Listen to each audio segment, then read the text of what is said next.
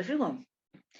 Welcome back to another The Doctor Will See You Now, Newcastle Noir's YouTube channel, bringing you authors whose work is just out. Well, of course, if you come into the recordings after that, well, still wonderful novels for you to find your way into. I must apologise, I'm a little bit hay fevery for this one, so do bear with, I do apologise for that. And today we get to meet an author that is totally new to me. And you know, if you watch the channel, that gives the Doctor a little extra thrill, because it's, you know, the club is never closed. That's my premise. And who life brings to you and what you discover about that. I also have to say that this author's novel was a novel that I read through the night. I couldn't put it down. I couldn't stop. I had to find out the background, the truth. So I highly recommend this if you are the kind of person who says, put the kettle on. I'm going to sit back, or I'm going to be sat in bed, and I'm going to read until the light comes up. Because this is certainly a book for that. So please, if you will, welcome with me Rebecca Pert into the consultation. Rebecca, it's so lovely to see you. How are you? Lovely to see you. I'm great, thank you. How are you? I'm good. I'm good, apart from the hay fever. But again, good crime fiction. It keeps the ailments away. Well, we talk about this being crime fiction, but I think your book doesn't sit so easily into being labelled. Would you agree with that? Yes, it's a funny one. You know, it's a crime happens, but people have described it in various subgenres. You know, some people have called it a psychological thriller, or domestic noir, or women's contemporary fiction. You know, yeah. Which I think it's beautiful in the fact that yes, there is a moment when something unfortunate happens, but I think this book, you know, it roams so much further than that. I read it called a literary thriller, and I like that. I like that because I think your writing is so beautiful, and even though, you know, different voices and different times and different places, there's a thread through there. There's a magical thread to this. So, you know, may Stillwater, may it just, you know, may it just bring, I don't know, a different read to people. I think that's what I wish for it. So published by HarperCollins. Yes. And it is it's your debut crime novel. Yeah, that's right. Yeah, first novel. Wow. And I also read as well that it had an initial sort of iteration, and that won the Cheltenham Lit Fest first writing competition, 2018. Yes, that's right. Yeah, well done. Yeah. Thank you. Yes. Yeah. So having read what I read and having read the novel, and we don't need to go into too much, but making the changes that you may have made, was making those changes, was it an exciting adventure, or were you a little bit reticent in letting go of certain things that you'd penned initially? You know what, it was such a funny backwards process, really, because the Cheltenham Literature Festival First Novel Award, it was, you had to send off the first 3 chapters of a novel in progress and then a synopsis of the rest of the plot. And if you won, you had maybe, I think, 6 months to finish writing that novel, you know, and send it off and everything. So I'd written this synopsis, and there were elements that have stayed the same, but it was a very different story. So I'd written these first 3 chapters, sent them off, didn't think anything would ever come of it, and then was, you know, I won, which was incredible. And then suddenly I thought, oh, I've got to, you know, I've been working on it, and suddenly I thought, okay, I've got a real deadline. So and I was really naive. I thought, I've plotted it all out, you know, I've got my chapters plotted, you know, writing it 6 months, that'll be easy peasy. And it just, the more I wrote into it, the more it just wasn't working, and the characters were falling flat, and they, you know, and there were elements of it that I really loved, but it was getting, and also I think the pressure of thinking, oh, okay, the first people that are going to see this are the publishers, the editor of this huge publishing house, and that was really frightening. And also, so at the same time, I found out I won the competition. About 2 weeks earlier, I found out that I was pregnant unexpectedly as well. So it was sort of like, oh wow, like suddenly, you know, these big Yes, changes. I'm going to give birth to 2 creations. Yes, that's right. So it was so strange, and the book deadline for the publisher was about the same as my due date, my pregnancy due date. So I thought, oh my goodness, I've got to, you know, this is all happening. So I was writing and writing and writing, and then I sort of handed over the manuscript. When I was in labor, actually, I was sitting on a birthing ball, sort of bouncing up and down, and hit send on the manuscript to my publisher. And then I was very naive about the whole process, because then obviously you have a whole round of edits to go through, structural edits, copy edits, all that kind of stuff. So that was all happening. You know, my son was born and was brilliant, lovely, just loved it from the get-go.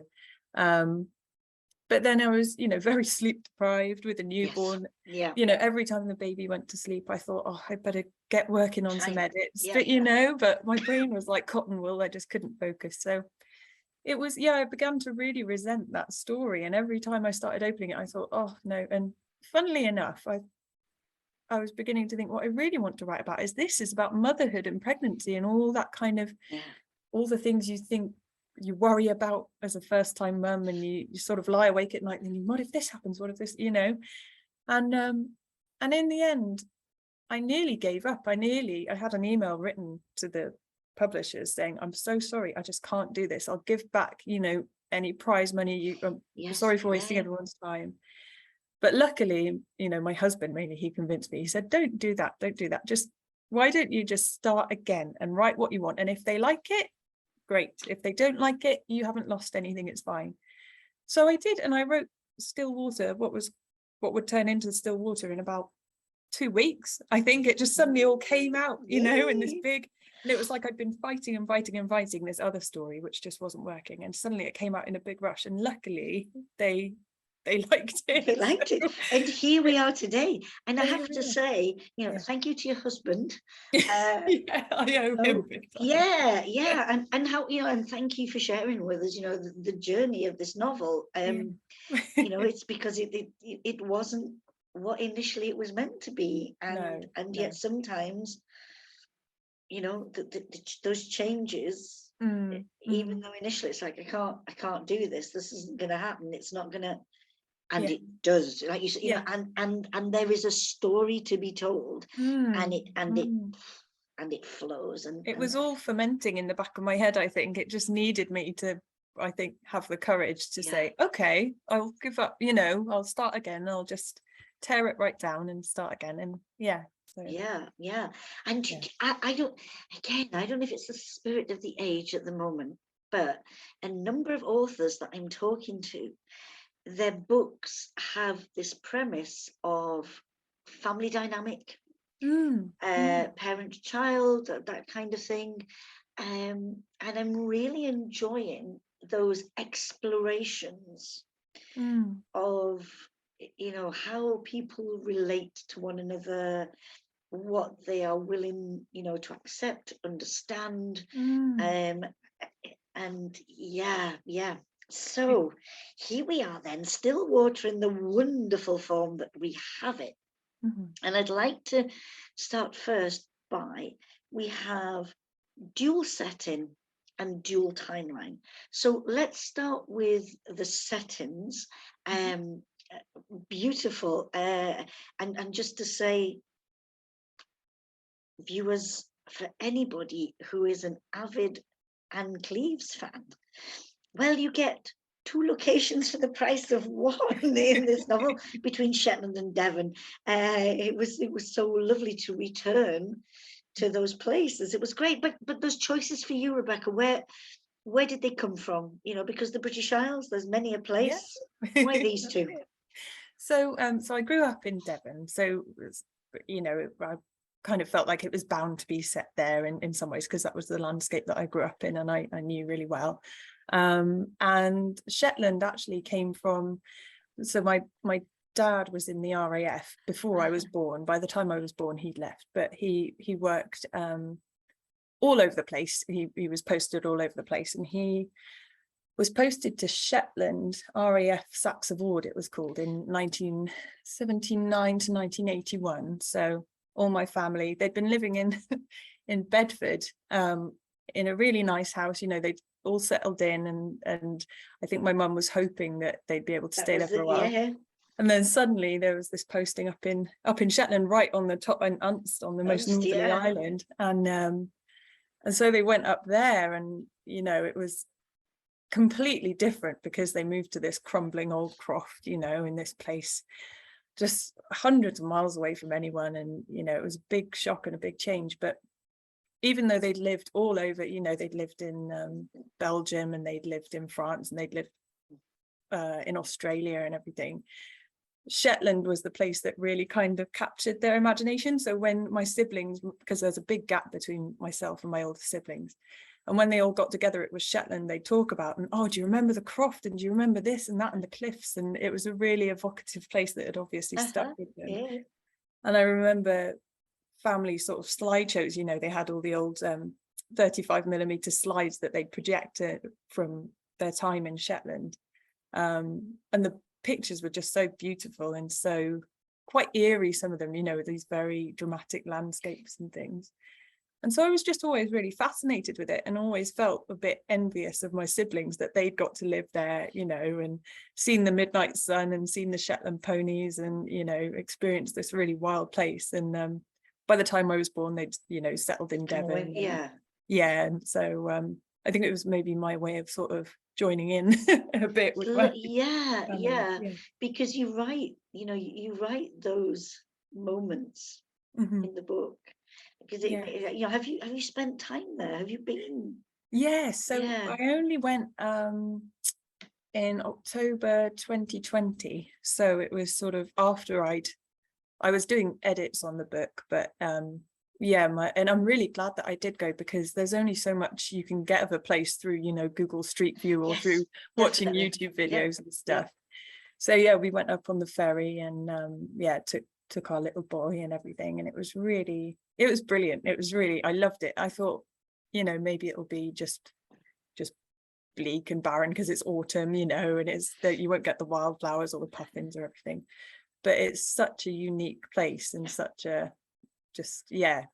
really dramatic and gorgeous. So yeah, we loved it. I'd love to go back. I'd love to go back in the summer as well, and because it's a completely different feeling, I think, as well. Definitely. Maybe you should go back 2023 for Shetland Noir for the festival. Oh yes, that'd be lovely. Ask them, can you go? It'd be great. Yes. So again, we have a split time period, so the 1970s, 80s, and the 2000s. Yes. And I must say, for myself, and I say a woman of a certain age, it was so wonderful to be sent back to my youth, and the way things are spoken about, and attitudes and activities. There's one point in looking at the 70s, and we'll say how those are brought out in the novel, where it talks about how sweethearts had a once a week phone call. You know, I mean, could you? I mean, it seems so different, you know, when it's like, you know, we're never out of reach, and never. How people maintained relationships, how people maintained connection. I think it's so hard to take that in, and remember we did. Yeah. I mean, that was one thing that when I was talking to my parents about their time on Shetland, and my mum in particular, because, you know, my dad had a community because, you know, he worked, whereas my mum was just at home with the children. And, you know, they didn't have a landline. She'd have to go down to the post office. Most of it was done by letter, you know, communicating with her family back home. And I'm just thinking how much more isolating it must be if you're, you know, in a place like that. And even things like, you know, ordering, she ordered a washing machine or something for their croft, and because it had to travel all this way by ferry, you know, it took weeks and weeks and weeks, and then when it did arrive, the storms have been so bad, it looked like somebody had taken a sledgehammer to it, you know. It just, so she had to send it back, and it was all done by post and all, you know, Yes. so much. Yeah. So it was really, yeah, I mean, lovely in a lot of ways. I think it's stressful being constantly in communication with people sometimes, but also just difficult to to get anything done a lot of times. But Yeah. yeah, Yeah. yeah. Yeah. So tell us about your main protagonist, Jane Douglas. Who is she, and in what situation do we find her? Yes, so she's a woman, she's living on the Shetland Islands, and she just wants a quiet life. She's living in her caravan, and it's almost a monk-like sort of existence. She lives in a caravan, she works at a fish processing factory. She spends her time sort of walking, looking at seabirds, you know, reading books, things like that. But it's very, she keeps herself to herself. She doesn't have many friends. But she's happy. She's started gathering these bits of her life together, and she's getting to a place where she's happy and she's comfortable. She started seeing a man, Mike, who's just a nice, solid sort of man.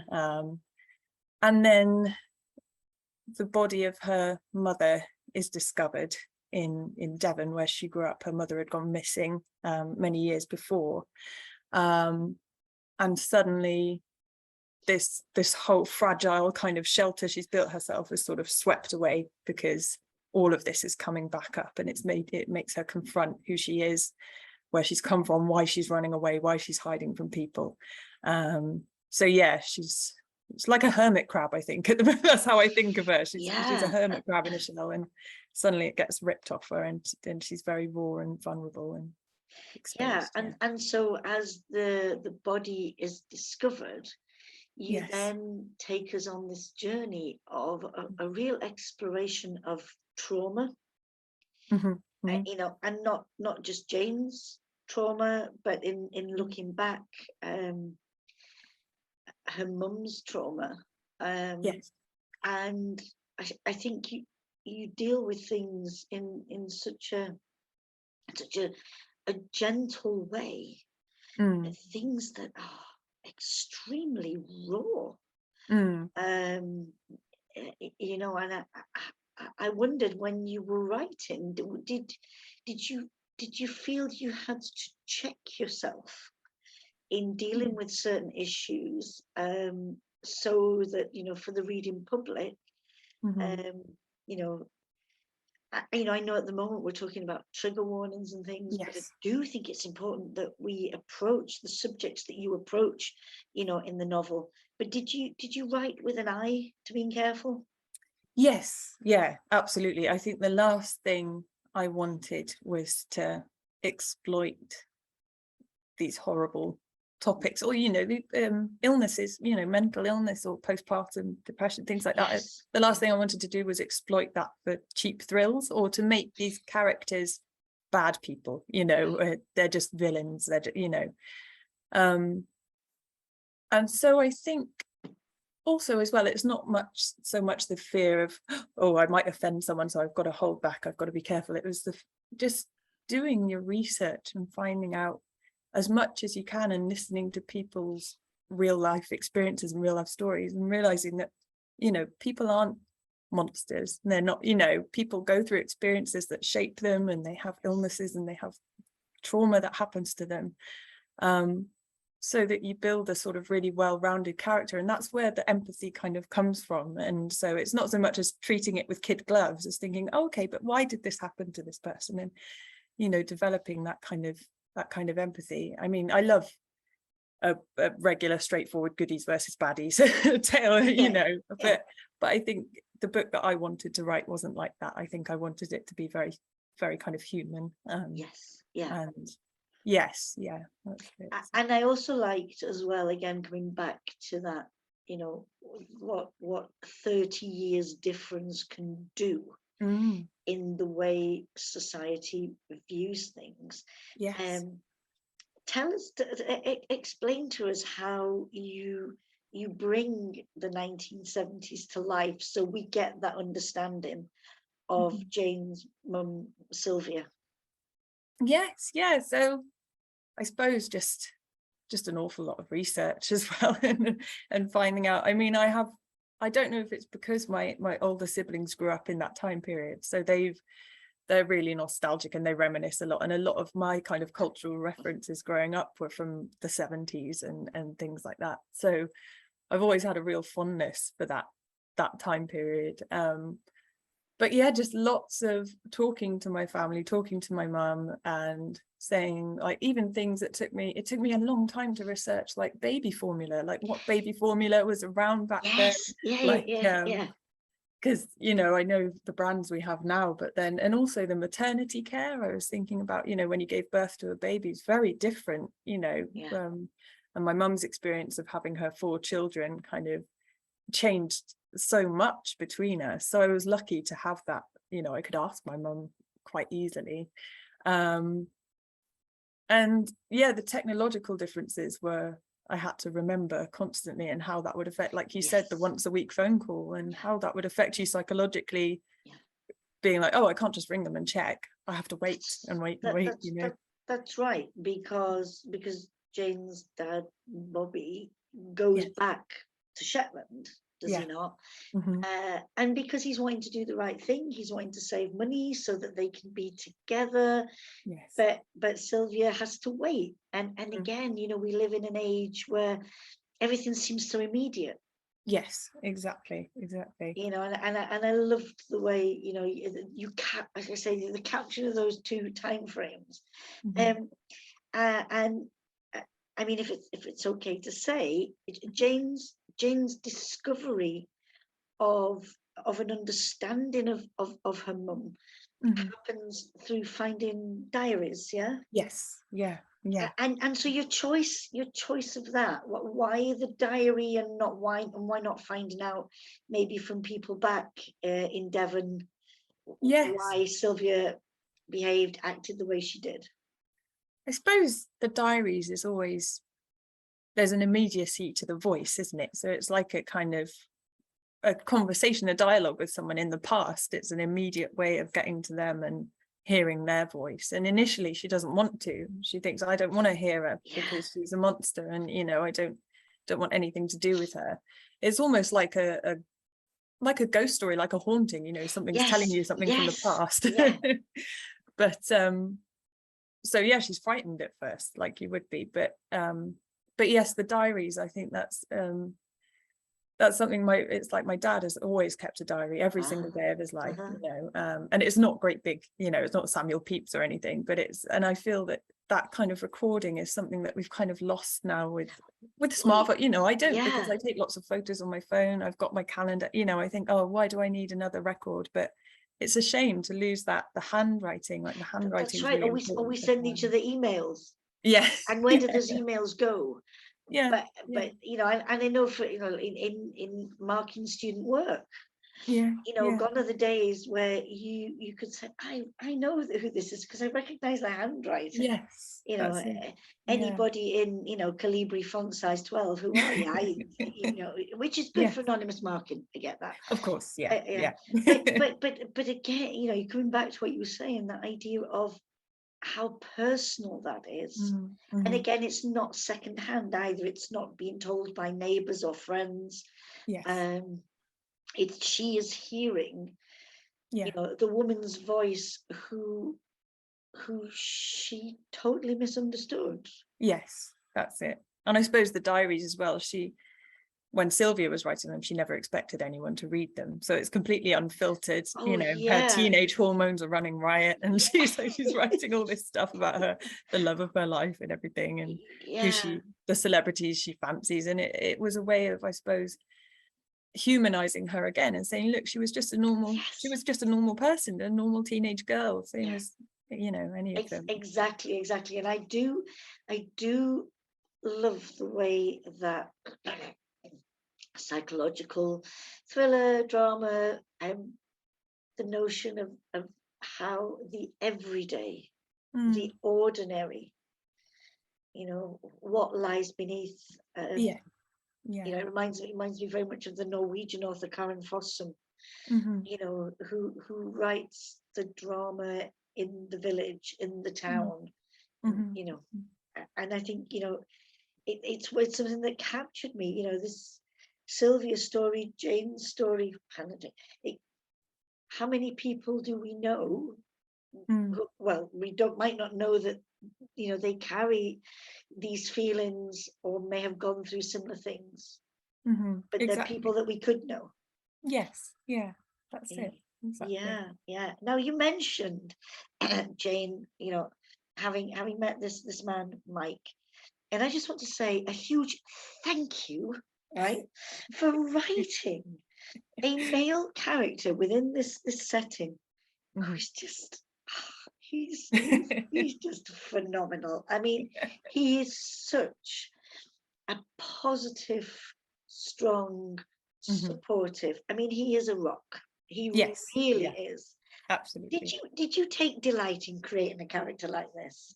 I did. I did. I suppose my instinct is, when writing, is always to complicate things, you know, make things a bit worse. That's what they say, you know, make it worse for your character, see how that. But I didn't.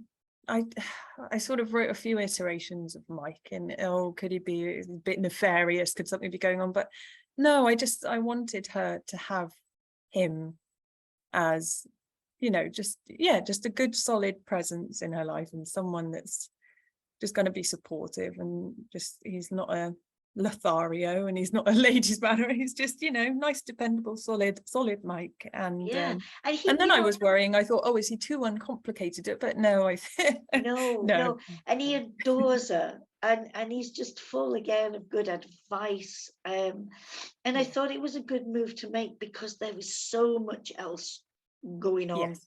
that is complicated. Yes. And I think in Mike, I think you give the reader that moment to breathe. Yes. Yeah. Exactly. Which I think, you know, is extremely necessary. Yeah. That's it. You Absolutely. know, yeah. So I wonder, in writing, you know, this dual story, dual timeline, was there any aspect of it? I always find this interesting with authors. Was there any aspect that was a real wrangle? You know, that you were like, I weren't going to fit into this if it. I suppose the middle is always the tricky bit, isn't it? I mean, that's you. The beginning and the ending are, you've got the momentum of the beginning, and then the ending, you know where you're going and stuff. But it was the middle, and it was pacing it and pacing this kind of Sylvia's sort of decline as well, because I didn't want it to be unremittingly bleak, and, you know, with readers just thinking, oh gosh, things are getting worse and worse and worse, and she's just stuck and trapped. So that was really tricky to get the pacing right. But again, you had to show this oppressiveness and this kind of thing gradually kind of wearing her down. So that was really tricky, and that's where a good editor made all the difference as well. And also, I suppose, writing about Shetland and the landscape and everything, you know, I could spend pages and pages just lingering on Shetland and the beauty of it and the wildness and the drama of it, but at some point you're just, you know, you've got to move on with the plot and that. So that was tricky to kind of sprinkle that setting throughout and have it be you know, a really strong presence in the novel without just going off on a flamboyant kind of florid tangent about the setting and all that. Because the idea of keeping that pace going, as beautiful as it is to stand there and contemplate, but it needs to move on. And I wondered about your choice of the quarry, you know, for Sylvia's body. Had you entertained other possible locations before you chose that one? Strangely, I don't think I had. Even in the first iteration of the book I wrote for the Cheltenham Literature Festival, that featured a body in a flooded quarry. And I think that came from, I think we went there's Malvern Quarry that's not far from us, and that every year, you know, it's a beautiful spot and people go swimming in it, and it's completely deadly. It's really dangerous, and there have been so many fatalities, and there's just something very compelling about this beautiful, you know, inviting water and all these hidden dangers kind of lurking beneath and how deep it is, and something very poetic as well, metaphorical about, you know, something that with all those hidden submerged depths to it and these things lurking underneath. So and also I suppose it wasn't until it was pointed out to me, I think by my editor, about how much water, you know, is in the novel.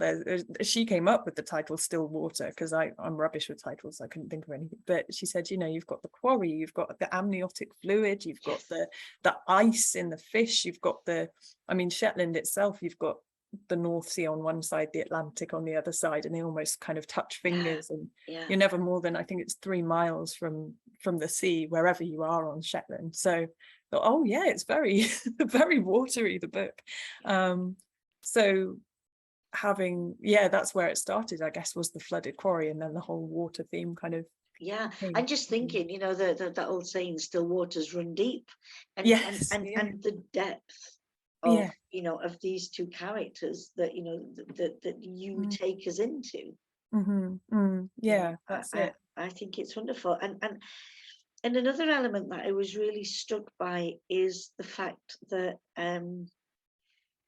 Sylvia's body's first discovered because she wears a prosthetic arm. Yes. And I wondered about your choice there as well, because of course it brings into it that issue of the thalidomide drug.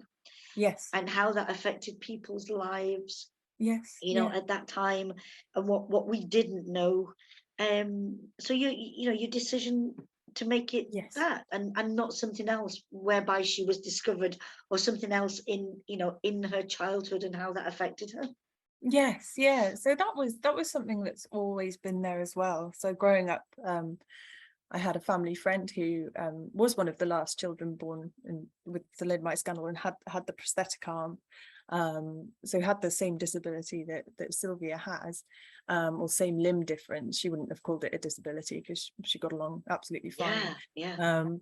But she was very, you know, had, like Sylvia in the novel, had lots of different prostheses that they sort of tried with her, including like mechanical ones. It's wonderful the way you go through that, and what Sylvia is willing to entertain or not. And I love it when she says, I don't need them to do all these things, I need it to look like a real arm. I you know, and then you talk about, because Sylvia has a part-time job in a local pub. And I love the way you explain how she manages all this. That's it. You know, it's like it's fine. You know, is it a disability? No, it's not. It's a difference, and not a disability. That's it. And that, you know, I wanted to make sure that I did lots of research, and there are some wonderful YouTubers who have, you know, limb differences, who do sort of a day in the life and how I cope, and the technology has come on so much, even since, you know, the 90s. So there's a lot of difference, but different people have different, you know, attitudes towards it, and, you know, cope in different ways and manage in different ways. So there's so much, was one area where research was brilliant, because I could, you know, and that was another thing I wanted to be sensitive of, and sort of understand different people have different reactions to this, not to base it all on one person who I knew, you know, years ago. Yes, of course. And Sylvia's mum, we won't bring into song, but you know, and Sylvia's mum's reaction as well. You know, we when you were a baby, we tried things, you didn't like them, and that's why we've never, you know, it's almost like we've respected the way you felt about things. Exactly. I again, these you know, family, and how family reacts and thinks, and decisions taken. Now, towards, I mean, I think it's almost at the end, as Jane reflects. So I don't want to give too much away of how things happen, and it's really hard because there's so much I want to talk to you about, but we can't, because people must read the book and enjoy it. So, but at the end, and Jane is reflecting somewhat, and there's a quote that I loved. She says, "Best not to have any expectations at all, except for low ones." And I wondered about you as the author. Is Yeah. this how you live life? Is this a mantra of yours? You know what? It's really funny because I think it is genuinely, but I don't think I'm a pessimistic person, but I like to have a plan, and I like to think, okay, what could go wrong? And when I was pregnant with my first son, so I'm expecting again now. Wonderful. Oh, thank you. Congratulations. Thanks so much. But with my son, it was a complete surprise. And I'd never been, a particularly maternal person. I thought, oh, maybe one day in the future that'd be quite nice, but I didn't go gooey over babies or anything, Yeah. that was thought. So I think my own way of kind of dealing with this unexpected change was to just research, all right, so what if this happens, and what if this happens, what if this goes wrong? And it sounds quite unhealthy, but I think it was just my way of being prepared. Yes. Yeah. And a lot of that probably stuck in the back of my head and went into still water. I think it was probably my way of getting it all out on the page. But it was so funny because then when he was born, I was just absolutely blindsided by the amount of joy and love I felt. And I thought, oh, this is amazing. I never expected it could be this brilliant. And so that's an attitude I sort of take, because then I think, prepare for the worst. But then if good happens, then wonderful, you get that moment of joy. And if things don't turn out well, that's okay, you didn't expect it. So it sounds fairly bleak, but I think, yes, that is an attitude that I take. It comes at the end, and again, given Jane's life, then it makes some good sense. Yes. I just thought, ooh, that's a deep one. Yeah. Lovely. So Stillwater, a debut novel. It's not going to be your only novel, is it, Rebecca? I hope not. No, I hope not. No, please don't. I mean, I know this isn't going to be a series. I get that. Do you have something on the boil at the moment? Are you beavering away? Yes. So I've got a little project on. I'm not sure if I'm allowed to talk about it yet, but for an anthology that will be coming out in autumn. So that's just a chapter that I'm co-authoring with someone else. Yeah. But as to another novel, I've started writing another one, and it's again quite strange and quite dark, but I think it's going to be about a friendship maybe this time rather than motherhood, or family will be involved, but but yes, so that's exciting. But again, it's starting it when I'm expecting a baby, so I'm thinking, oh god, I've got to rush to kind of get it before the baby arrives. I've learned that trying to do it with a newborn is probably not the best. No, and all I would say to you is, and I do hope that you continue to write, that there's not the pressure to have a book and a baby at the same time. You can. I know, I timed it wish, but no, never, not at all. I think both babies and books, they emerge when they emerge. When they do, exactly. And just to finish off really, and come back to Stillwater, and maybe just a frivolous moment. Of course, Jane works in the fish processing factory, and she does various different things, but it's the heading of the salmon. And I just wondered, have you yourself had time in a fish processing factory? I haven't. No, I haven't.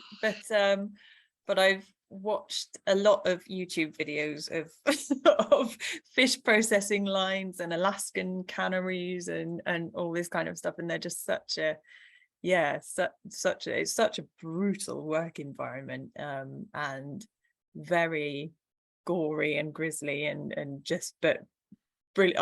I found it quite fascinating. I'm a vegetarian myself, so wow, so but I thought it absolutely fit the novel. I wanted her to have a sort of repetitive job, a kind of grinding job, and something that she kind of used, I don't know, almost the monotony. She quite likes it in a way. That security of of the that's it. But she's she's a bit flaky, is she not, with Mm. regards to work? Yes, yeah, she's been very, very conscientious and never missed a day, and then it's when her mother's body is found, suddenly it's kind of, Yeah, oh, everything starts falling apart. All the yeah. stability and the monotony that she's loved, starts to fall apart, and it's a big identity shift for her. Yeah, so she does become a bit flaky and a bit useless, and yeah, not very good at the factory. So Yeah. But what I will say, viewers, and to Jane's journey through this novel is bittersweet. And again, that the gain in the understanding of Sylvia, that you could easily place judgment on actually judgment on both women for various things, and by the end of the novel, you, the reader, are actually asked to reconsider how you might have thought about these women, and thank you for that. oh, that's all right. Yeah, I wanted it to end, you wouldn't call it a happy ending, would you? But a bit of hope. I think that's, yes, exactly. Yeah. There is hope there, Mhm. and there's Mike there as well. So I think, that definitely, Mhm. there's a sense of there is the possibility of going forward, Yes, that's it. Yeah. and I think that's great. Rebecca, I'm really sorry that I have to draw our time to a close, because it's been an utter delight, to discuss Lovely. still water with you. All of us at Newcastle Noir wish you all the very best with that. And I hope at some point we can, we can actually discuss face to face in real life. Absolutely. But thank you so much. Oh, thank you, Jackie. It's been a total pleasure. Thank you. Likewise. Bye for now. Yeah, pleasure.